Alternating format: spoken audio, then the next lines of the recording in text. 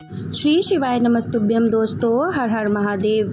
दोस्तों, मैनपुरी उत्तर प्रदेश में चल रही तप शिव महापुराण की कथा छठे दिन की आज पूर्ण हो चुकी है। ये कथा 22 जुलाई से 28 जुलाई तक चलने वाली है, जिसका आनंद आप आस्था टीवी और यूट्यूब के माध्यम से दोपहर 2 बजे से 5 बजे तक प्राप्त कर सकते हैं। आज की कथा में गुरुजी ने 7 तिथियों में 5 दीपक वाले उपाय से जुड़ी बिल्कुल नई जानकारी दे दी है, जो गुरुजी ने पहले नहीं दी थी। और यदि आप यह उपाय 29 जुलाई सावन अधिक मास की एकादशी को करने वाले हैं तो यह जानकारी आपको जानना बहुत ही आवश्यक है। साथ ही आज गुरुजी ने बहुत सारे नए उपाय बताए हैं जो शरीर की समस्याओं को अंत करने के लिए किए जाते हैं, जो बद्रीनाथ और नरसिंह शिला से भी संबंधित है। साथ ही आज गुरुजी ने कल्याणेश्वर महादेव वाला नया उपाय बताया है, जिसकी जानकारी आपको इसी वीडियो में प्राप्त होने वाली है। आज की कथा में गुरुजी ने उपाय पत्र की उपयोगी जानकारी दी है। सभी की जानकारी आपको इसी वीडियो के माध्यम से प्राप्त हो जाएगी। किसी कारणवश यदि आज की वीडियो आप नहीं देख पाए हैं तो उसका रास्ता तो आप इस छोटे से वीडियो के माध्यम से प्राप्त कर सकते हैं। अधिक मास में जब हम कोई अच्छा कार्य करते हैं तो हमें पुण्य अधिकता से प्राप्त होता है, मतलब जो कि आप पुण्य का काम कर रहे हैं वो उससे अधिक गुना होकर प्राप्त होगा। उसी तरह अधिक मास में कोई पाप हो जाता है, किसी को अपशब्द बोला, किसी का दिल दुखाया, तो उसका जो पाप होता है वो भी अधिकता में प्राप्त होगा इस अधिक मास में। चलते हैं आगे क्या हुआ। ठाकुर कृपानंदन जी पत्र लेकर आए। मुझे आंतों के अंदर संक्रमण हो गया था और हीमोग्लोबिन भी 5 पॉइंट रह गया था। गुरुदेव बहुत डॉक्टर ने दिखाया, 15 दिन के अंदर ऑपरेशन करने को भी बोल दिया, अन्यथा जान को भी खतरा हो सकता है, ऐसा कह दिया। मेरे पति और बच्चों ने शिव की उपासना चालू कर दी थी। वो लोग रोज जल चढ़ाते और बेलपत्री चढ़ाकर मुझे देना शुरू किया। इसके बाद कुछ दिनों बाद मेरी जांच हुई, उसमें सभी रिपोर्ट नॉर्मल आ गई है। उसी का आभार व्यक्त करने के लिए कथा के पंडाल में आया हूँ। बढ़ते हैं अगली जानकारी की ओर। गुरुजी ने बताया, कल किसी ने प्रश्न किया था, हमारा मन होता है केदारनाथ जाने का, कुबेश्वर धाम जाने का, काशी विश्वनाथ जाने का मन हो रहा है, पर जा नहीं पाते, कोई न कोई अड़चन आ जाती है। तो गुरुजी ने कहा, हमने तो उत्तर ही नहीं दिया था, पर अब उत्तर देना चाहेंगे कि इस व्यासपीठ से आपको सबसे पहले अपने घर के नजदीक का जो शिवालय है उसमें जाना शुरू कीजिए और आपकी भक्ति देखकर केदारनाथ आपको स्वयं बुला लेंगे। शंकर भगवान की मंदिर में जाकर उनसे मिलना तो प्रारंभ कीजिए, अपना व्यवहार तो बनाइए, रिश्तेदारी तो बनाइए, भोले बाबा आपको खुद ही बुला लेंगे। इसके आगे गुरुजी ने कहा, आज के समय में वो सुखी है जो लिमिट में खाना खाता है, क्योंकि अगर दबा के खाया, मतलब अधिक मात्रा में खा लिया, तो आपको दवा खाना पड़ेगा, आपको निश्चित है डॉक्टर के पास जाना पड़ेगा। इसलिए उतना ही खाएं जितना आपके शरीर को ज़रूरत है। ऐसा बिल्कुल नहीं करना है कि तुम्हारे पास चिप्स है, बिस्किट है, कुरकुरे और पानी का बोतल रखी हुई है और कोई बिस्किट या पानी देने आ गया तो तुमने उससे फिर से ले लिया। ये शिव भक्ति नहीं है, ये तो आसक्ति है, जो कि बिल्कुल गलत है। इसके बाद गुरुजी ने कहा, लेने आए थे शिव महापुराण और लेके क्या जा रहे हो, बिस्किट और कुरकुरे। फिर गुरुजी ने कहा, बल्कि तुमको तो ऐसा करना ही नहीं है, आप बोलना चाहिए कि आप दे रहे हो तो अच्छी बात है, शिव की कृपा से हमें ये प्राप्त हो चुका है, आप उन्हें दे दीजिए जिनके पास ये नहीं है या जिनको इसकी ज़रूरत है। तब गुरुजी ने आगे ये बताया, सारी दुनिया में सिर्फ एक मंदिर है, पूना और सोलापुर के बीच में एक मंदिर आता है, भुलेश्वर महादेव। गणेश जी स्त्री के रूप में है, कार्तिकेय जी भी स्त्री के रूप में है और पार्वती जी भिल्ली के रूप में है।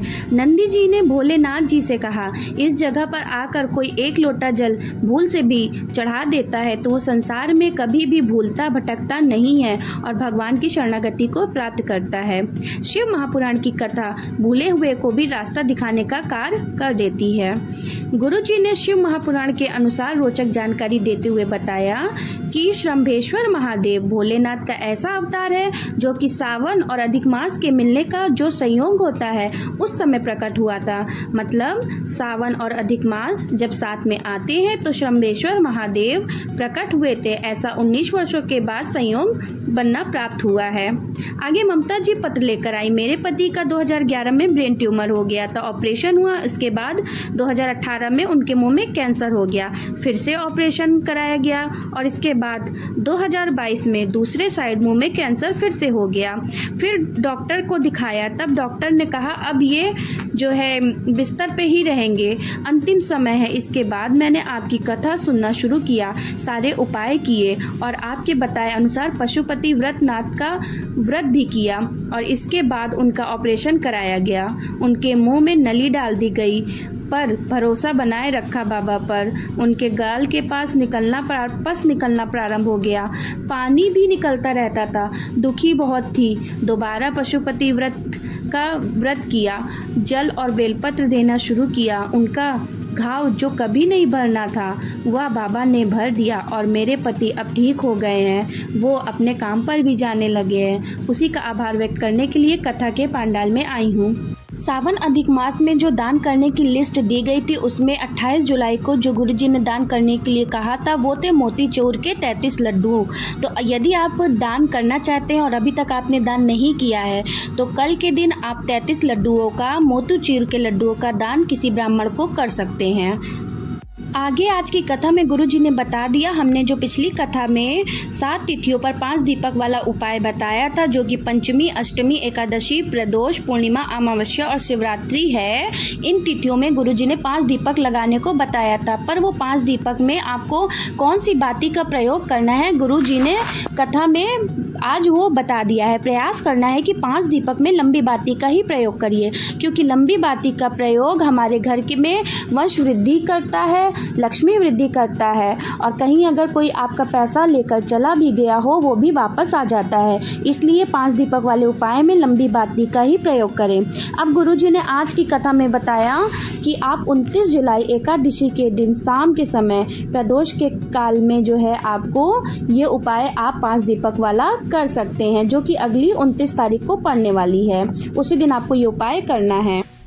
नरसिंह शिला का महत्व बताते हुए गुरुजी ने आगे बताया, यदि किसी को झटके आते हैं, फिट्स आते हों, उसे पांडुकेश्वर का जल लेना है और जिस व्यक्ति को फिट्स आते हैं, झटके आते हैं, उसके बराबर की 1 मौली ले लेना है और उस मौली को आपको एक सिक्के में लपेट लेना है और उसके बाद उसे लपेटकर नरसिंह शिला की ओर डाल दिया जाता है। ये पांडुकेश्वर और नरसिंह शिला दोनों आपको बद्रीनाथ जाएंगे तो आपको वहाँ जरूर देखने को मिलेंगे।